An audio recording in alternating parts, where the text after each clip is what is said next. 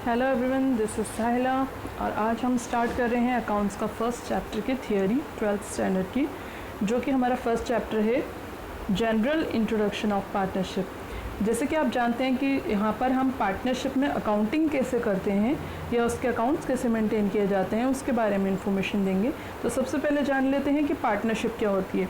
Partnership काफ़ी हद तक आप लोग अपने 11th स्टैंडर्ड में पढ़ चुके हैं बिजनेस मैनेजमेंट के अंदर।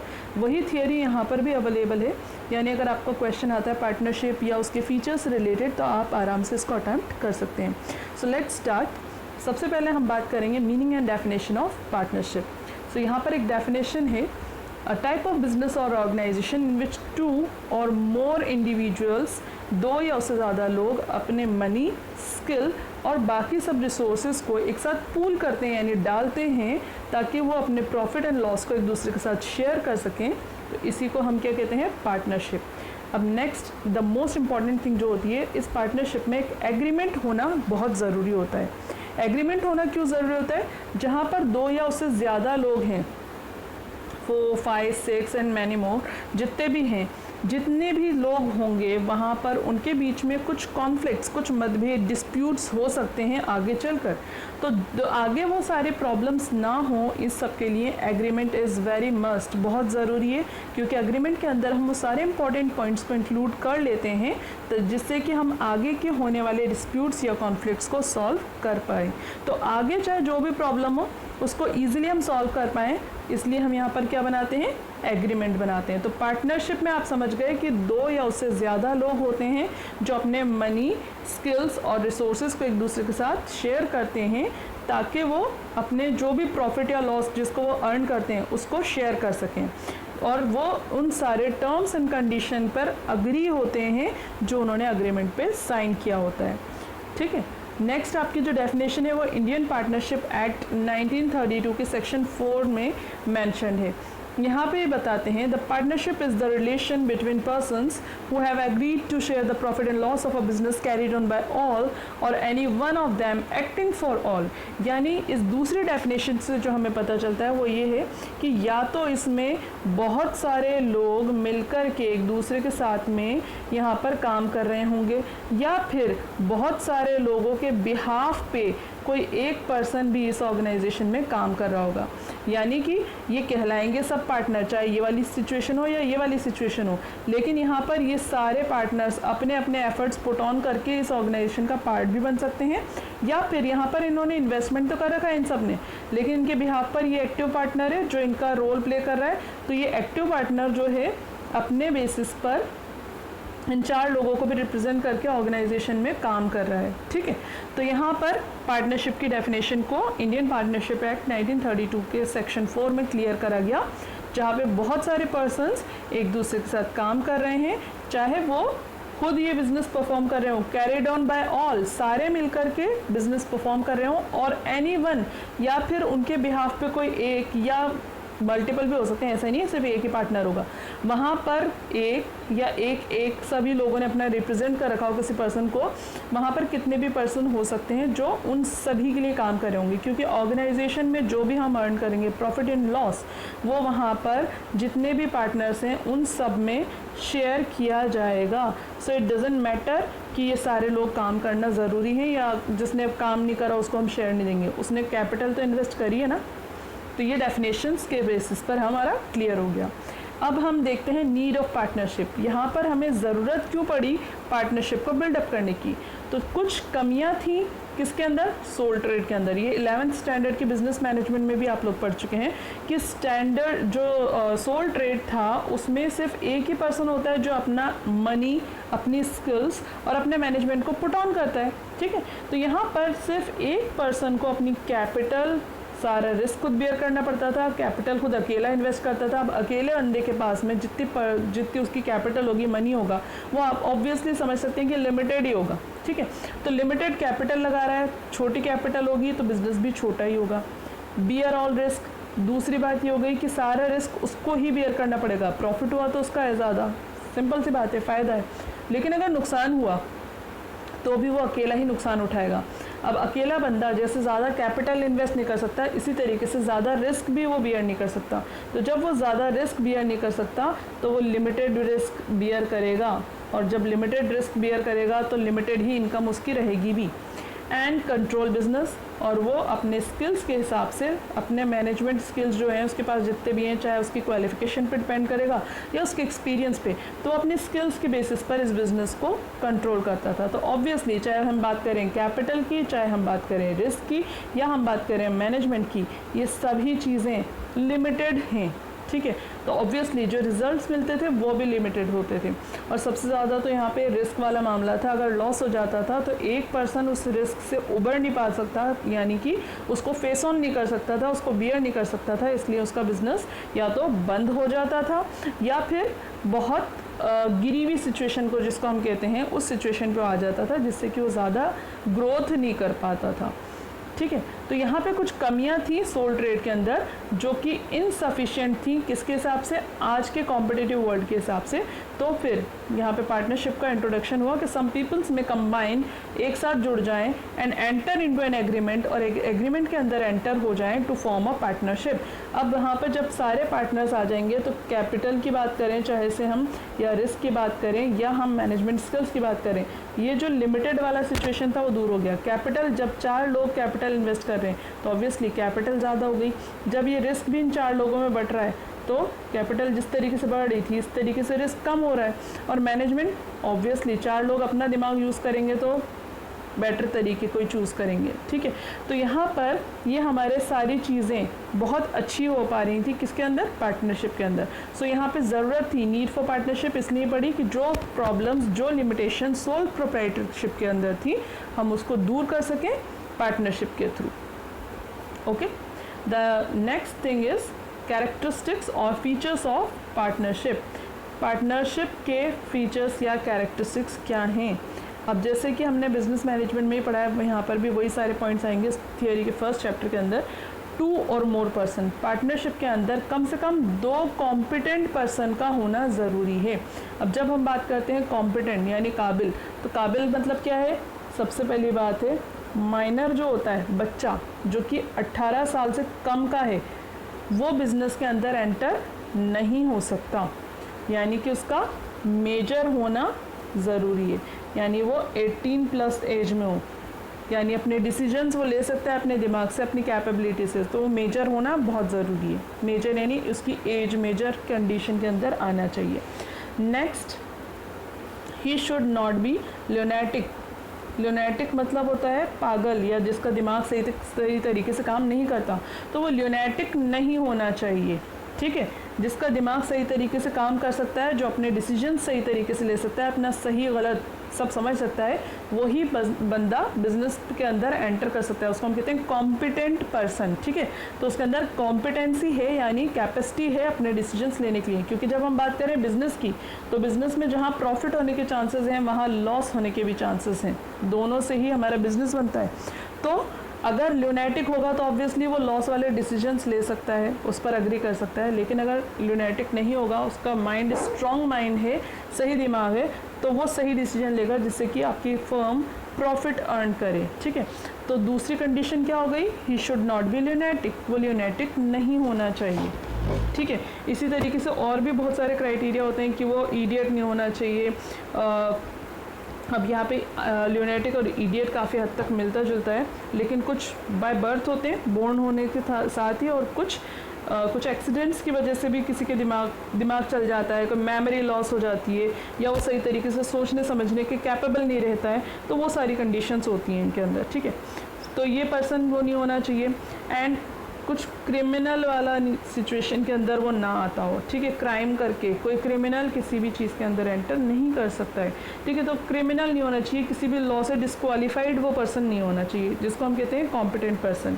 ये मैंने इसलिए भी बता दिया आपको क्योंकि ये बिजनेस मैनेजमेंट के लॉ चैप्टर्स के अंदर भी आएगा, कॉम्पिटेंसी, जब हम लॉ वाले चैप्टर्स पढ़ेंगे। सो यहाँ पर 2 पर्सन्स होना चाहिए, वो 2 पर्सन्स कॉम्पिटेंट कैटेगरी के अंदर आना चाहिए, और वो एक पार्टनरशिप को फॉर्म करें। वो फॉर्म जहाँ पर 2 या 2 से ज़्यादा लोग मिलकर एक चीज़ पर अग्री करते हैं और अग्रीमेंट को साइन करते हैं, उसी को हम पार्टनरशिप कहते हैं, ठीक है। तो पहला फीचर क्या हो गया, 2 और मोर पर्सन, कम से कम 2 पर्सन होना चाहिए। अगर वो सिंगल पर्सन है तो सोल प्रोप्राइटरशिप रहेगी, सिंपल सी बात है। तो 2 या उससे ज़्यादा लोग होना चाहिए। दूसरी कंडीशन कॉम्पिटेंट होना चाहिए, तो हम यहाँ पर पर्सन्स को पार्टनरशिप के अंदर एंटर करवा सकते हैं। अब नेक्स्ट थिंग जो है इसमें हम अगर बात करें 2 से ज़्यादा होना चाहिए तो कितने होना चाहिए, कोई लिमिट भी तो होना चाहिए ना। तो 1956 के कंपनीज एक्ट में इसका रेस्ट्रिक्शन मेंशन है कि जहाँ पे हम बात करें कम से कम 2 बंदे होना चाहिए, वहाँ पे मैक्सिमम कितने होना चाहिए। तो कोई भी बिजनेस है आपका, अदर बिजनेसेस, उसमें तो आपकी लिमिट रहेगी 50, लेकिन अगर बैंक है तो बैंक के अंदर मैक्सिमम लिमिट कर दी 20। पहले ये लिमिट जो थी बैंक में 10 थी और दूसरे बिजनेसेस में 20 थी। यानी अगर आप बैंकिंग बिजनेस में पार्टनरशिप कर रहे हो तो मैक्सिमम लिमिट आपकी 10 होती थी, और दूसरा कोई भी बिजनेस है जिसमें आप प्रोडक्शन कर रहे हो या सर्विस दे रहे हो उसमें 20 मैक्सिमम मेंबर्स हो सकते थे। लेकिन अभी जो नया रिकमेंडेशंस यहाँ पे ऐड हुए हैं एक्ट के अंदर, इंडियन पार्टनरशिप एक्ट के अंदर, तो वहाँ पर लिमिट बढ़ा दी गई है। तो बैंकिंग बिजनेस में ये 20 कर दी गई है मैक्सिमम लिमिट पार्टनरशिप के अंदर, और उसके अलावा कोई भी बिजनेसेस है तो उसके अंदर 50 मेंबर्स मैक्सिमम हो सकते हैं। Okay, first thing clear. Next is agreement. ये हमने अभी अभी देख लिया कि अग्रीमेंट होना बहुत ज़रूरी है ताकि आगे चल के कोई प्रॉब्लम ना हो। ये एग्रीमेंट आपका ओरल भी हो सकता है, रिटन भी हो सकता है। यानी मुंह से 2 लोग जो ज़ुबान देते थे या वचन करते थे, एक दूसरे से वादा करते थे, उसको बहुत ज़्यादा वैलिड माना जाता था। लेकिन ये पहले टाइम की बात है, आप खुद समझ सकते हैं। अभी ये पॉसिबिलिटी नहीं है क्योंकि कोई भी धोखा दे सकता है, अपनी बात से मुकर सकता है, और आपके पास कोई प्रूफ या एविडेंस नहीं होगा कहाँ पर, कोर्ट में पेश करने के लिए। क्योंकि कोर्ट क्या मांगता है, या तो प्रूफ होना चाहिए, एविडेंस होना चाहिए जिसके बेसिस पे आपका डिस्प्यूट को सॉल्व किया जा सके। तो यहाँ पर आपका अग्रीमेंट जो भी है वो ओरल भी हो सकता है, रिटन भी हो सकता है, but written agreement is much more valid and proper. आपका एग्रीमेंट जो होता है अगर रिटन है तो आप उसको प्रूफ के तौर पर, उसको एविडेंस के तौर पर, या आगे कोई कॉन्फ्लिक्ट होते हैं तो उसको सॉर्ट आउट करने के लिए आप यूज़ कर सकते हैं। और दूसरी बात, यहाँ पर आप भूलेंगे नहीं ना, जो भी टर्म्स एंड कंडीशन आपने मेंशन कर रखे, तो आपके जो भी टर्म्स एंड कंडीशन है वो इसके अंदर आप मेंशन कर देंगे, which help in avoiding conflicts. ये आपके कॉन्फ्लिक्ट्स को अवॉइड करने के लिए, कोई मिसअंडरस्टैंडिंग हो जाती है, कोई डिस्प्यूट हो जाता है फ्यूचर में, उसको सॉल्व करने के लिए हेल्प करता है। तो सेकंड थिंग हो गई कि हमारा पार्टनरशिप के अंदर एग्रीमेंट इज़ मस्ट, एग्रीमेंट होना बहुत ज़रूरी है। दूसरी बात, रिटर्न होना चाहिए, लिखित में होना चाहिए। अब ये जो रिटर्न एग्रीमेंट होता है पार्टनरशिप के अंदर, इसको हम कहते हैं पार्टनरशिप डीड। 1 मार्क्स के क्वेश्चन में इसका क्वेश्चन बन जाता है पार्टनरशिप डीड से आप क्या समझते हैं। So partnership deed is a written agreement which is used to form an agreement between 2 और मोर पार्टनर्स। 2 या उससे ज़्यादा पार्टनर्स जिस एग्रीमेंट पर अग्री करते हैं और साइन करते हैं, इसको हम पार्टनरशिप डीड कहते हैं। ओके, नेक्स्ट आपका जो फीचर है पार्टनरशिप का वो है existence of business and profit motive. जब भी आप पार्टनरशिप करेंगे तो किसी बिजनेस के लिए ही आप पार्टनरशिप करेंगे जिसका पर्पस या तो कुछ लीगल होना चाहिए या फिर म्यूचुअली प्रॉफिट अर्निंग होना चाहिए। यानी आपका सबसे पहली चीज़ देख लीजिए यहाँ पे, ये चीज़ लीगल होना चाहिए, यानी कोई भी चीज़ इल्लीगल नहीं होना चाहिए। अब हम बात करें इल्लीगल, जैसे कि 4 लोग हैं, 4 लोग मिल करके कोई रॉबरी का प्लान करते हैं, कुछ चोरी करना है या 2 लोगों को धोखा देना है, कोई ऐसा चीट फंड बिजनेस चलते हैं, वो परफॉर्म करने के लिए अगर वो फॉर्म बिल्डअप कर रहे हैं, रजिस्टर कर रहे हैं, तो देन इट इज़ रॉन्ग। ठीक है, तो सबसे पहली बात है आप किसी बिजनेस को परफॉर्म करने के लिए करेंगे तो बिजनेस में प्रॉफिट एंड लॉस दोनों होता है। ठीक है, दूसरी बात, ये आपका लीगल पर्सपेक्टिव से सही होना चाहिए, लीगल कंडीशंस को फुलफिल करने वाला होना चाहिए, तभी ये वैलिड बिजनेस माना जाएगा। एंड म्यूचुअल प्रॉफिट शेयरिंग, यानी मिलजुल करके जो भी होगी प्रॉफिट या लॉस जो भी वो अर्न करेंगे वो म्यूचुअली शेयर किया जाएगा, सब में साथ मिल के बांटा जाएगा। तो उसके लिए हम इसको पार्टनरशिप को बिल्डअप करते हैं। तो तीसरा फीचर हो गया कि यहाँ पे कोई ना कोई बिजनेस होना चाहिए, वो बिजनेस लीगल होना चाहिए और प्रॉफिट मोटिव के लिए कि सब लोग साथ मिलके प्रॉफिट कमाएंगे म्यूचुअली, उस पर्पज से, उस इंटेंशन से इस बिजनेस को बिल्डअप किया जाता है। Next is sharing of profit. अब जैसे हमने ऊपर कहा प्रॉफिट म्यूचुअली होता है, तो यहाँ पर जो भी हम पार्टनरशिप डीड, ये वर्ड मैंने आपको अभी बताया था, जो रिटर्न एग्रीमेंट होता है पार्टनरशिप का उसको हम पार्टनरशिप डीड कहते हैं। तो जब आप पार्टनरशिप डीड बनाते हैं उसमें ही आप शेयरिंग ऑफ प्रॉफिट को भी मेंशन कर देते हैं। मेंशन किस तरीके से करते हैं, देखिए जैसे कि कोई पर्सन होता है जिसने कि कैपिटल ज़्यादा लगा रखी है, लेट्स सी अगर कोई पर्सन है जिसने 1 लाख रुपीज़ कैपिटल लगा रखी है और दूसरा पार्टनर जो है, इसको मैं ए लिख देती हूँ, और यहाँ पर बी दूसरा पार्टनर है जिसने अपनी 50,000 रुपीज़ की कैपिटल लगाई। अब ये क्यों हो सकता है, क्योंकि ए की और बी की फाइनेंशियल कंडीशन अलग अलग हो सकती है। ए के पास पैसे ज़्यादा है, उसने ज़्यादा लगा दिए, बी के पास कम है तो उसने कम लगा दिए। अब इनका शेयरिंग क्या होगी प्रॉफिट की, एक सिंपल सी बात तो आपको समझ में आ रही है, 2:1 का रेशो बन रहा है इनका, ठीक है, क्योंकि इसने कैपिटल ज़्यादा इन्वेस्ट करी है तो प्रॉफिट भी ज़्यादा लेगा, ठीक है, इसने कैपिटल कम इन्वेस्ट करी है तो प्रॉफिट कम लेगा ऑब्वियसली। तो एक तो कैलकुलेशन जो हो सकती है वो यहाँ पे कैपिटल बेसिस पर हो सकती है। दूसरा क्या हो सकता है, जैसे कि ए स्लीपिंग पार्टनर है, स्लीपिंग पार्टनर मतलब क्या होता है, जिसने पैसा इन्वेस्ट कर दिया खाली, और बी एक्टिव पार्टनर है। एक्टिव पार्टनर कौन होता है, जो बिजनेस में एक्टिवली वर्क परफॉर्म करता है, वो मैनेजमेंट संभाल रहा है, वो भाग दौड़ कर रहा है, वो एफर्ट्स पुट ऑन कर रहा है। तो ऑब्वियसली यहाँ पर 1:1 का रेशो भी हो सकता है, ठीक है। लेकिन ये हम और आप डिसाइड नहीं करेंगे, ये कौन डिसाइड करेंगे, ये ए और बी डिसाइड करते हैं, ये म्यूचुअली दोनों का मिलजुल करके डिसाइड किया जाता है, और ये पहले ही पार्टनरशिप डीड के अंदर मेंशन कर दिया जाता है। यहाँ पे कोई भी रेशो हो सकता है, 3:4 का रेशो हो सकता है, कोई भी रेशो हो सकता है जो ये आपस में मिलकर डील करेंगे। ओके, तो यहाँ पर फोर्थ फीचर हो गया शेयरिंग ऑफ प्रॉफिट, वो प्रॉफिट शेयर करते हैं किसके हिसाब से, पार्टनरशिप डीड के हिसाब से। पार्टनरशिप डीड में जो उन्होंने पहले से ही रेशो मेंशन कर रखा है। अब एक कंडीशन तो हो गई जब उन्होंने रेशो मेंशन कर रखा है, लेकिन अगर पार्टनरशिप डीड ना बनी हुई हो, जैसे हमने कहा था ऑरली भी पार्टनरशिप कर लेते हैं लोग, या फिर पार्टनरशिप डीड की एब्सेंस है, यानी वो मौजूद नहीं है, आपने डीड साइन नहीं करी या आपने डीड मेंशन नहीं कर रखी, तो वहाँ पर जितने भी आपके पार्टनर्स होंगे वो equally profit and loss share करेंगे, यानी वहाँ पर 1:1 का रेशियो रहेगा। अब चाहे वहाँ पे 3 पार्टनर हो जाते हैं तो 1:1 हो जाएगा, 4 हो जाते हैं तो 1:1 हो जाएगा, ठीक है। तो सब में इक्वली वो शेयर होगा, चाहे वो प्रॉफिट अर्न करें या लॉस अर्न करें, ठीक है। नेक्स्ट आपका फीचर होता है relationship of principal and agent. यहाँ पर सभी पार्टनर्स प्रिंसिपल और एजेंट दोनों की तरह रोल प्ले करते हैं। प्रिंसिपल तो आप समझ गए होंगे, जैसे हमारे स्कूल में भी होती है हेड, ठीक है, और एजेंट उसका फॉलोवर आप मान सकते हैं, फॉलोवर जो उसको फॉलो करता है, उसके ऑर्डर्स उसके इंस्ट्रक्शन को मानता है, ठीक है। तो हेड ऑनर की तरह हो गया और फॉलोवर्स एम्प्लॉय की तरह हो गए जो उसके इंस्ट्रक्शन को फॉलो करेंगे, ठीक है। अब यहाँ पे हम बात करें relationship of principal and agent की। यहाँ पे जैसे कि मैं कहती हूँ यहाँ पे ये 4 पार्टनर हैं, ये चारों पार्टनर एक दूसरे के लिए ऑनर भी हैं और एजेंट भी हैं। जैसे ए अगर कोई ये फर्स्ट पर्सन अगर कोई डिसीजन ले रहा है तो उसको बी भी मानेगा, सी भी मानेगा और डी भी मानेगा, ठीक है। इसी तरीके से यानी यहाँ पर ए कौन हो गया, प्रिंसिपल पर्सन हो गया, और बी सी डी कौन हो गया, इसके एजेंट। इसी तरीके से यहाँ पर ऐसा नहीं कि एजेंट हैं, डी ने जो इंस्ट्रक्शंस जो ऑर्डर्स लिए हैं जो फैसले लिए हैं उसको ए भी मानेगा, बी भी मानेगा, सी भी मानेगा, ठीक है, एंड सो ऑन, ये आपस में एक दूसरे से जुड़े हुए, ठीक है। तो यहाँ पर सारे ही पार्टनर्स एक दूसरे के लिए एजेंट का रोल भी प्ले कर रहे होते हैं और ऑनर का रोल भी प्ले कर रहे होते हैं, ठीक है। Every partner is playing the role of agent as well as owner of the firm. All partners are binded through the mutual agency relationship with each other. सभी लोग एक दूसरे के साथ म्यूचुअल रिलेशन एजेंसी रिलेशनशिप के थ्रू बंधे होते हैं, जहाँ पर वो सब म्यूचुअल एक दूसरे के थ्रू बने हुए हैं। लेट्स से जैसे मैंने अभी आपको एग्जाम्पल बताया था, ए बी सी डी, ये 4 पार्टनर हैं।